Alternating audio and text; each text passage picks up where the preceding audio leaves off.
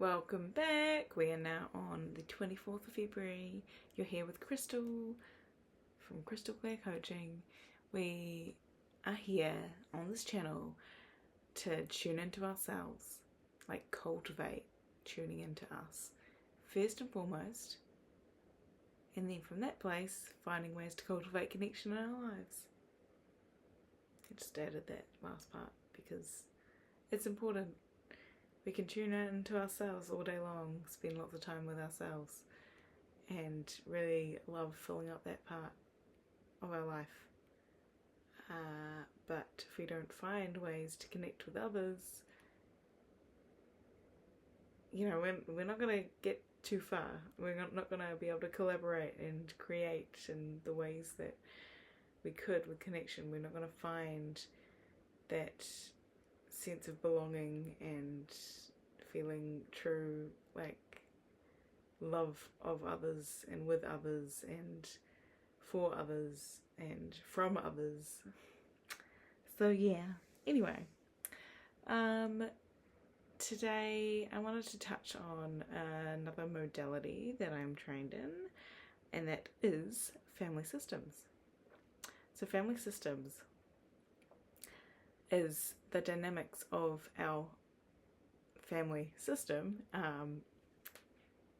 that we were raised in, born into, yes, but also, including adoption and other forms of family. Those close to you in your family system don't necessarily have to be related by blood, in my opinion. I honestly am not. I feel like that's how I was trained to, but I know that feels right for me, because you can have someone very important to you in your life that is basically your family, that isn't technically blood, but they still fit into these dynamics, because you've got them in that place in your energetic field, in your mind, the way you see the world, your perspective from all the standpoints of mind, body, spirit. Family systems is a fascinating subject because we have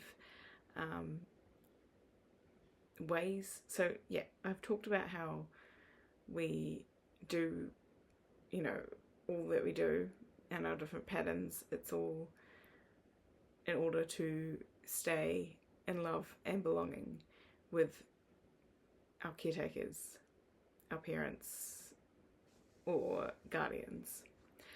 And that's because when we've coded these things, usually the stem of the root of it, I should say, goes back to between the ages of 3 and 7, when we needed those adults in our life to survive. So how have we coded the best ways to stay in love and belonging with them was thus the best way, according to our system, to survive. And then our system would then continue to look for ways to reinforce those beliefs with every situation that reminded them of the first situation where they felt unsafe and they acted a certain way, or didn't act another certain way. They coded that, that we survived that one, so tick, we can take that road. So next time it comes up and you feel triggered by it, we're gonna do that way because we survived that last time. And if that means that every time you're trying to get your parents' attention and they aren't listening because who knows what adult stuff they got going on, and you've just learnt to scream your lungs off, and that's how you get their attention back on you, and then it comes up again, you do it again, and this continues, and now suddenly you're someone in your 30s and you've got a temper at work, and whenever you don't get your way, you just scream. Can you see how that pattern might not be working well in a healthy way? But it's what your system believes is how you stay in love and belonging, and maybe you've continue to find spaces in your adult life where that you keep surviving having that temper come out. I mean, that's maybe not the best example, because I would hope people are calling you out and holding you accountable to changing your ways if you're consistently falling back on screaming your lungs out. But it's an idea. Like, I mean, one that I probably fall back on is crying. Like, I'm such a crier. Also love it. Heavy advocate for crying. The first 3 letters of my name are cry, so I'm into it. In the right time and place. But sometimes I need to stand my ground and hold strong, and honestly, I'm always going to be someone that I'll make sure I find the time to cry if I know I need to, but maybe it's not in that moment that I should be letting that guard down, depending on the situation. And my point is, like, whatever that young child decided was the best way for us to stay in love and belonging and thus survive, is the way that we then continue to show up in the world until we bring it to conscious light and choose to act differently. And sometimes the child would have decided something that is continuing to serve us towards what we want, so no need to change things. But there was, probably thousands, if not hundreds of thousands, or I don't know, millions of different parts of us and like decisions we've made that have built up to our character, our life, our being, our energy, everything. So, some of them will be acting in ways we don't need them to act anymore, or that's actually doing us a disservice to get towards what we want. But some will be working really well for us. So yeah, it's up to you to discern what is and isn't working for you in your own sovereign life. So yeah, I start with that because now delving into family systems, you can see, well, if we need these guardians, these parents to survive and stay in love and belonging, well,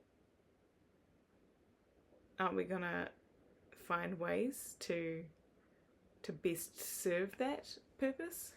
Like, so this is what we call in family systems work devotional contracts. So you have unspoken, sometimes completely subliminal devotional contracts of how you will show up in front of your dad, in front of your mum, in front of your brother, your sister, and what feels allowable to that family system in order to stay in love and belonging and not be ousted by this very important core group of your life. And I'm sure I've got many people that will listen to this that have been estranged from family members in their time. And, there was probably a part of you before that estrangement happened that felt like that would never be survivable, because maybe that was the sole person looking out for you for a period of your life. Or maybe you have never stepped out of your shell or the shelter of your parents' help, and thus you've not gone out into the world and done your own thing with your own time, made your own money, travelled to places on your own, and found like a sense of you outside of that family system, because it's not allowable. I mean, a really good example of how we make these devotional contracts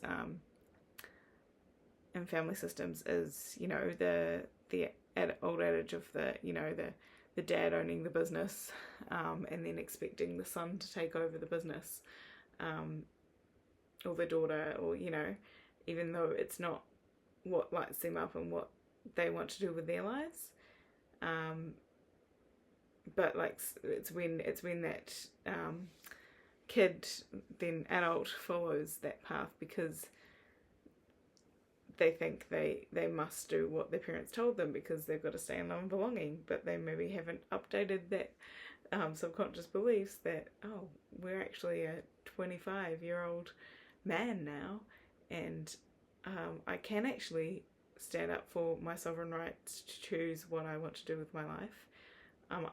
I don't resonate with, following my father's footsteps or whatever it is exactly, or going to become a doctor or a lawyer as my parents expect of me. Well, what do I choose if I choose for myself? And then that might be another whole can of worms in itself, because maybe you haven't even let yourself think what you could do if you weren't in that devotional contract. But also, you may not even realise that you're devoting this huge part of your life, your career, to your family or to a family member, that maybe if you just had a discussion with them, they might actually understand, oh yeah, this isn't actually your vibe.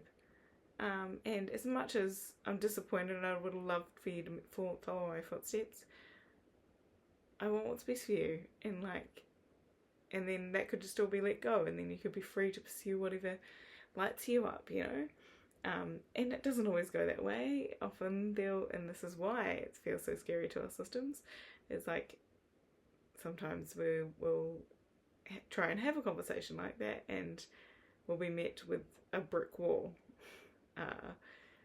or just yelling, screaming, disowning,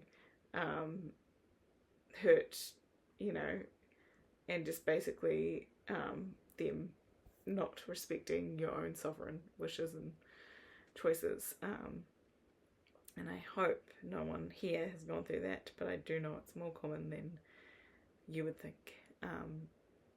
But hopefully, people will always cool off and come back around if they're meant to be a supporting character in your life. And I know that not every family member is a supporting character in their life. Sometimes we've made choices to estrange ourselves because that is what's most healthy for us. So family systems is like a further series of like visualization tools that to kind of explain it, basically, that kind of delves into questions as to what's going on, with what like devotional contracts did your younger self make with different members of the family, and then what devotional contracts are you still carrying to this day that maybe like your inner child who keeps running the show doesn't actually realise is not necessary anymore. Maybe things have changed a lot since then, and you can actually just updating that information and bringing it to conscious light can make you realise, like, yeah, I don't need to hold myself back like that. And isn't that freeing? Like, yeah, it's very cool. And there is one particular tool where it's called the family bleachers, where we call up on your ancestors and your family system, basically, in a set of like bleachers. Think like American high school movie with the bleachers at the football stadium, or football, whatever you call it, field. There we go. Yeah. And yeah, just this bleachers just full of your ancestors. First your parents, and then their parents, and then so on and so forth. So that it just gets more and more and more. And I shared the other day, like, if you look up an infographic of like the last 400 years of your ancestors, like a rough average amount of ancestors, you probably have about 32,000 ancestors in that time period, which is kind of insane. And that's just like your parents, your grandparents, like great grandparents, and so on and so forth. not even mentioning all the, maybe that, actually I don't know if that calculated with the, this is just a number that I saw when I googled an infographic. Anyway, maybe the 32,000, no, yeah, that can't be right. Okay, there must be all the cousins and the brothers and sisters and aunties and uncles and all that too, because yeah, the number 32,000 is too much for 400 years. Thank you. Okay, anyway, it's a lot of people that you're related to, and many that if they had met and really met, if you know what I mean, you wouldn't be here. So yeah, isn't it just wild? Aren't we a miracle? Like, yeah, honestly, look up the infographic, it kind of blows your mind. But my point is, you can call upon, in this family bleachers exercise, we call upon all these ancestors and figure out, well, what's sitting in the family system, what devotional contracts are, like, there's some that we've just made in this life as us, as children, as adults even, but there's some that, you know, we took the baton, so to speak, from our parents, and they took it from their parents, and they took it from their parents, and this, if nobody stops to bring this devotional pattern that may or may not be, well, ideally we're bringing the ones to light that are not serving the family system anymore, and if no one stops to look at it, to heal it, and then choose not to pass it down to the next generation, it'll just keep getting passed down. And like, maybe that's fine for like some traits, you know, like some traits, like, oh, we're competitive and we do well in life, like, well, that could be really good until it's really bad for someone's mental health suddenly, and so maybe it hits someone that it doesn't work well for, and they actually need to change that devotional pattern. Or more insidiously, and this is where family constellations can come in. I'm not a host of family constellations work, but I have been involved in some, and I do understand them, and am always wanting to share the power of them. But family constellations is when you actually hold space, like a whole big group of people, like you want at least 15, if not 20 or 40 or 50 or 100 people to hold space for that family system and represent as chosen with guidance from the coach through the person whose family system we're talking into and what problem within that family system they're looking to solve, and then the coach guides them to pick who,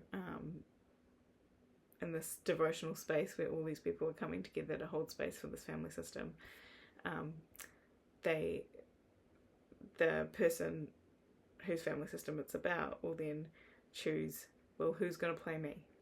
Who's going to play my mum? Who's going to play my dad and my grandparents, my brother and sister, if that comes into play?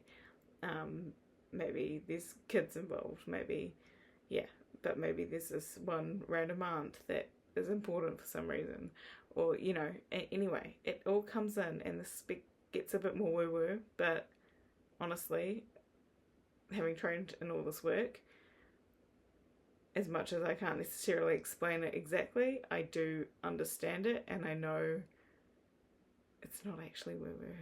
It's just, I'm not necessarily a scientific explaining kind of gal, so I just know that there is such power in this work. And so basically, this whole group of people will hold space for this family system, and usually it comes down to much more insidious things, like maybe there's a history of physical abuse in the family. Do you want to pass that on to the next generation and then them not be able to heal it, and it just keeps getting perpetuated through the family system as generations go on? Like, no thank you. So this can actually, like, just having one person from the family system that we're holding space for, it can help heal that whole family systems without any of the rest of the family actually being involved. And it's just feeling in through energetics, as to what's in the field, as to where needs to be looked at and what's going on and what different patterns and devotional patterns and ways of being are showing up in that family that are hurting people within that family. That doesn't need to be happening anymore. And what went on, what's some serious stuff that may have happened. Like, you've got 32,000 ancestors in the past 400 years. Like, those people live life, man. Like, they've got stories, they've got crazy things, bad things that happened, good things that happened, the highs and the lows, everything. It's enough for one life, but times it by 32,000, like, there's a lot of drama going on. So what can we do to like clear that drama so that we're not passing it down to future generations? And honestly, I do think like blood family obviously plays a factor, but I honestly think if you for instance were had an adopted child, they're still growing up in that environment, in that atmosphere, and I 100% think they all count as part of the family system, because energetically they've been chosen to be part of the family. So it doesn't matter if they're biologically part of the family or not. And I haven't found any research of anyone talking about this, but I have thought ever since I learnt about this work, family systems, that I bet that these kind of family dynamic family systems, these kind of tools, there must be ways to use at least some of them for different areas of life, different dynamics, like maybe a corporate structure or a hierarchy, at work. Like, I've often wondered, coming from a film background, like if the hierarchy of the film set, the film crew, like if there's ways that we could help heal things there through delving into the dynamics going on. And even if it's just for that one person that we're holding space for, and them sorting out how shit is sitting in their brain or not sitting in their brain, and just shifting it to a way that is going to serve them, that's powerful for that person. That's life-changing. So yeah,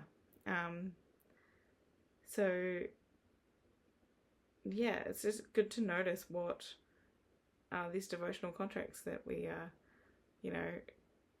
adhering to keep this love and belonging, and thus survive in this world, and what ones do we not need to hold on to any longer.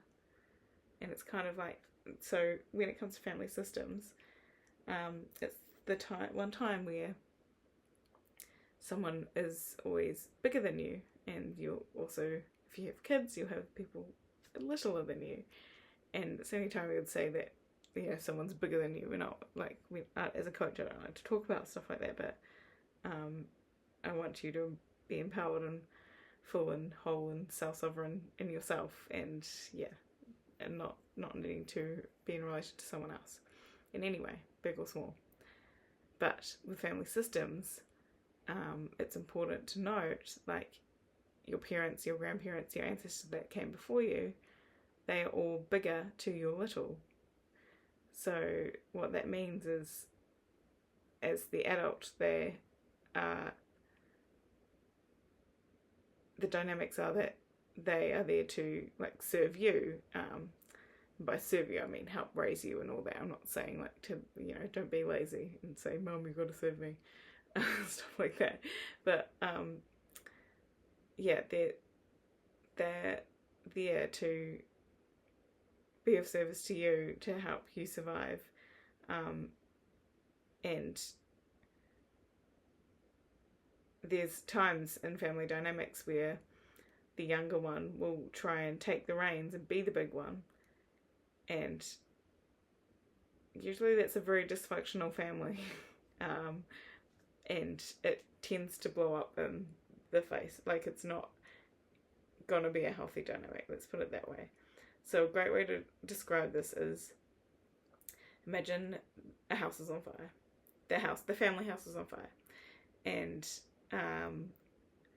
the 3-year-old comes up with a hat on and got a little toy play fire hose and says up to the adults, "Don't worry guys, I've got this, you set it out," and then like starts trying to put out the fire in this house. Do you think that the adults are going to be like, "Oh great, the kids got it, sweet as, we're just gonna, go chill"? No. Well, I mean, a fire is a very dramatic version of things, so they're probably going to be a bit more urgent in this instance. But no, they're going to be like, "Oh, wasn't that cute? That little 3-year-old just tried to come up and put out the fire." Like, no, let the adults deal with it. We're the big ones here. And so, yeah, it's actually very sweet that we're trying to be the big ones and help, but it's coming from a place of like, well, is that the devotional contract we feel like we need to have? Because maybe there is a dynamic where our mother was needing companionship and maybe leant on us a little too much in a way that she was acting like the little one over the big one, and that really messed up the dynamics. And like, it was great because you had you maybe you had a young mum and like she had you young, and you were kind of buddies, and then you kind of grew up, and then you had this quiet resentment for different things because you're like, she just expected me to do XYZ for her instead of just doing it for herself, and she's the parent, shouldn't she be doing that for me? And it's not saying that we can't, still help our parents and older generations in different ways, but it's like, whenever I hear of adult children being basically expected to look after their aging parents when they get to that stage where they really need help, but like actually be the carer for them, like I'm talking like proper, physical carer, and the parents are just like, "Oh yeah, you look after me." I just think that is so messed up, because just family dynamics wise, that's them, that's the little one having to try and be big, and so it's going to be a very messed up dynamic. And obviously our families are so important, and you want to support, your elders as they get older, and if they need support, it's like helping organize that, instead of being expected to do it all yourself, because that is not going to be healthy for either of you. You'll have to put your, if you're putting your life on hold to look after aging parents, because they didn't give you another choice, and they didn't prepare enough maybe themselves, or it's just how circumstances are. I just invite you to, sometimes you have to do what you have to do, but like sometimes also, like, are there ways where you could actually outsource that help a bit so that you're not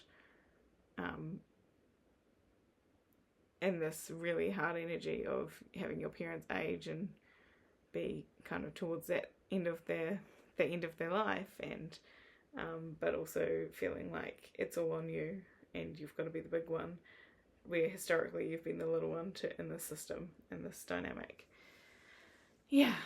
Anyway, I didn't mean to talk quite so much about family systems.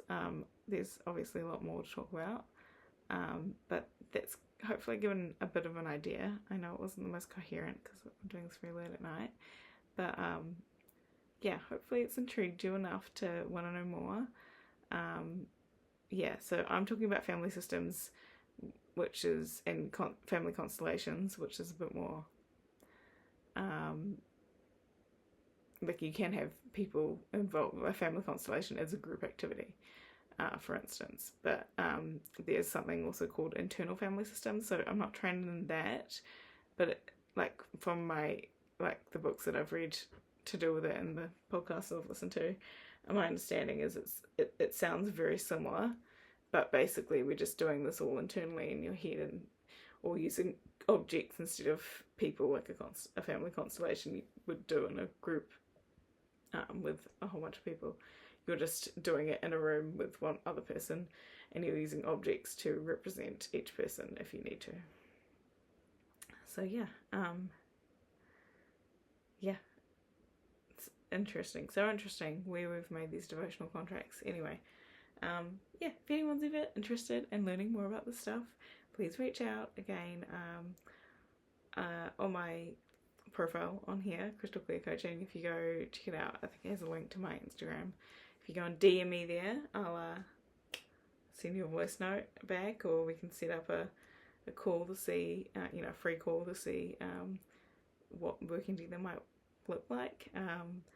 I tend to do packages so that we can do a whole bunch of the tools that I'm trained in over like about 5 sessions.